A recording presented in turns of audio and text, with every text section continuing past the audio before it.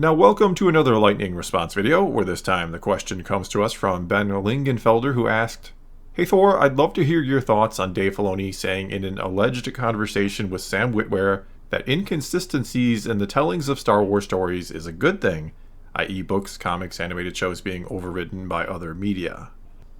Okay, so I didn't initially know what exactly Ben was talking about here, but after a bit of searching I did find a YouTube short that I'm assuming is what they're referring to. I don't know what interview this is actually taken from or when. If you somehow know the details, please let me know in the comments below and I'll try to give credit where credit is due. But here is the minute or so clip from that interview in the YouTube short taken from the channel Diamond Figs. It's good if the stories are different. Dave Filoni and I once had this argument that educated me greatly, because I was all concerned. There was this thing I was recording as Darth Maul for this audiobook, and it wasn't, strictly speaking, consistent with something that we did in Clone Wars. Right. And I said, "Dave, what should I do? Should I tell them to change the line? Should I blah, blah? What do you think? And how do I solve this problem?" And he just said, "Sam, it's good if the stories are different." "Well, what do you mean? It has to be consistent." He's like, "No, it doesn't. These are all tall tales, and they all of the tellings. It's great if it's a little bit different. That's reason to go seek that out, to get a different perspective on the same story. This campfire that night that was told that story, this happened and Ahsoka's lightsaber was blue, but over here you heard the same story and Ahsoka's lightsaber was green, and that's good."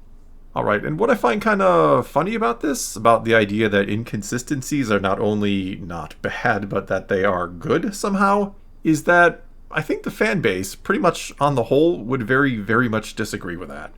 In fact, I did a poll a few years back now that asked how important is continuity and consistency, and roughly 2/3 of the 62,000 people who responded said it was extremely important, with most everyone else saying it was pretty important to them, and only 2% of voters thinking it was really not important at all. Plus, when you realize that probably the most popular type of Star Wars videos on YouTube are lore videos, or videos where the lore is presented like historical fact, where the Star Wars galaxy is treated as if it's this real place from a long, long time ago, that a lot of fans love and care about this stuff so much that they'll watch videos about the most obscure facts ever, that in all reality don't matter in the least, that no one needs to know why Yoda only wore dark brown robes on Thursdays and only if it wasn't raining, but they'll watch a video about that if it pops up in their feed because they want to know it all. They want to be that vested in this other galaxy. And so they want to believe that this was a piece of information about the quote-unquote real Yoda, not just a tall tale coming from one source and another source is going to say it was for a completely different reason. Story inconsistencies don't make you want to seek out the other perspective, as he says in the video. They make you ask why you care about this stuff in the first place when it doesn't seem like those creating it care enough to be consistent with it. In my opinion, inconsistencies pull back the curtain, and they remind us of what deep down we of course all know but want to kind of pretend isn't true for the sake of immersion and to just have fun with it as fans. But it pulls back the curtain and reminds us that there are those behind the scenes who are just making it all up as they go, and oftentimes they can't even be, I guess, bothered to stay consistent with what others are making up as they go. I mean, I see so many videos where in the title it literally says, "Star Wars has revealed this or that," like some previously unknown truth has been magically discovered about this other galaxy, or there is some sort of great all-knowing entity out there somewhere that knows every piece of Star Wars lore ever and lets us know things about it from time to time, or like the Journal of the Wills is this real thing being kept at Lucasfilm that every so often they release a page from it with new knowledge on it. Which, sure, it's kind of fun to look at it or think of it that way or to believe in all of this, even if, again, we know it's not all real. But in reality, what the title of those types of videos could just as easily be is someone at Lucasfilm just made some shit up about Star Wars that no one had bothered to figure out before.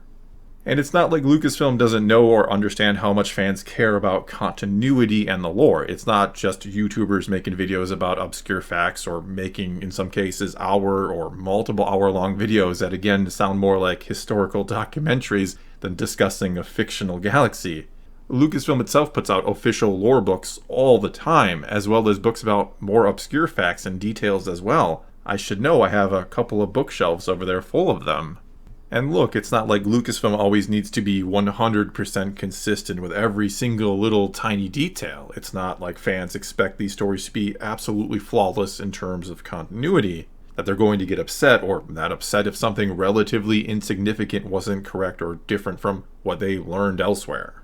But certainly bigger things really need to be consistent across the board, or what's the point of connecting the stories? What's the point of having a shared universe if previous parts can be undone on a whim? What's the point of using characters from previous stories or continuing their story on if you don't feel like you have to keep them consistent with those previous parts? If you can just change the details from those previous stories to suit the one you want to tell now.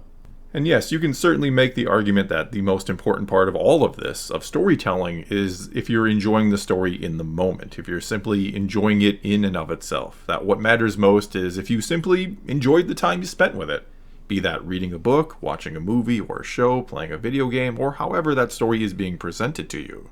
But oftentimes your enjoyment of the stories in these shared universes is predicated off previous stories. We didn't all get excited at the end of The Mandalorian Season 2 because a random Jedi showed up. We got excited because we knew who that Jedi was. We knew who Luke Skywalker was and the story behind him. But I guess according to Dave Filoni, perhaps all the stories we heard about Luke were true from a certain point of view only, and there was no reason to get excited at all to see him again. And speaking of that, make no mistake that in-story characters can and should give their own takes or versions of events from time to time, and they do not have to align with what we know from elsewhere to be quote-unquote true. I don't see what Obi-Wan told Luke about his father in A New Hope as being wrong or a plot hole, or that it was retconned later on, even though, yeah, it kind of was, because Lucas at that point didn't know he was going to make Vader Luke's father. But I don't have a problem with that because that's a character in story who may and did have his own motivations for not being completely honest with Luke. This is not the same thing as, for example, the show Rebels presenting Sabine and Ahsoka meeting up in a certain way in the epilogue at the very end there, and then the Ahsoka series presenting it in a whole kind of other way. And yes, I am absolutely convinced those are the same events. It's just that Dave decided he didn't want Ahsoka to have become Ahsoka the White just yet, and so he retconned himself. And honestly, I'm not even all that upset about that one. At least he retconned himself in this case. And in all reality, it kind of makes sense to give us that story, right? The story of how Ahsoka becomes Ahsoka the White after her encounter with Anakin, over implying it just already happened somewhere before Sabine and Ahsoka even go off together. But at least let's be honest about it here, Dave. You simply realized the story could be better that way, not that you in any way, shape, or form meant for it to simply be something that is, I don't know, left open to debate about what really happened or open to interpretation, as Sam Witwer again kind of implies here. And another thing you have to keep in mind when it comes to the unreliable narrator argument, which again I think can sometimes explain small details being off, but you also have to remember that yes, different stories are going to have different audiences, and sometimes things should be excluded or watered down depending on that audience, but that the essence of the truth should always remain. I've used this example before, but if you were going to write a book about World War II for very young children, there may be a few things that you don't include in that book that actually happened. Or at the very least, you don't present it quite as bluntly as you would if your audience was older. But again, the facts should always be accurate. You shouldn't lie to kids about what happened in World War II, yet they don't probably need to know the details of all the atrocities that took place during World War II. And so in the Star Wars films, the main ones from George Lucas, which are more geared towards people of all ages, and especially towards younger audiences really, I understand why, say, in Revenge of the Sith, it is only implied that Anakin slaughtered a room full of younglings and it doesn't show it. I understand why other things, the nuance of the politics in the prequels, for example, only gets a line in the opening crawl really about there being heroes on both sides, and doesn't really examine that, but it's still in there, right?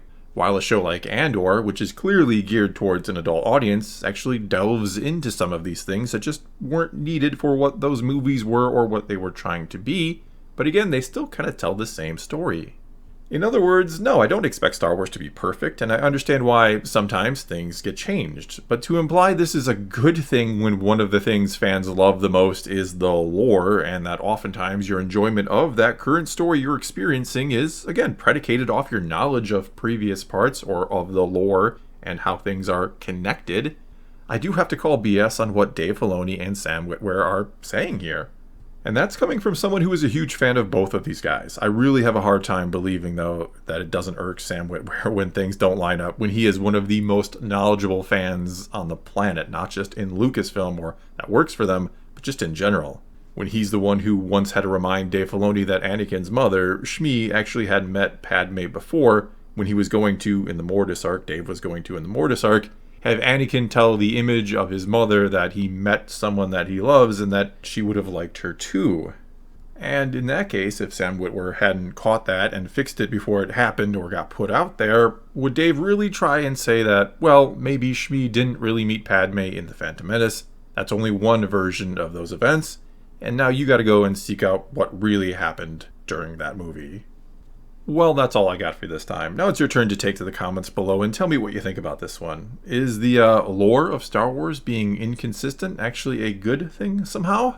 Or do you flat out disagree with that? Or you can always leave a question for a future lightning response video. Just start your comment off with "Hey Thor" and then ask away. Whatever you choose to do though, leave a comment below and let's talk some Star Wars. And until next time, thanks for watching.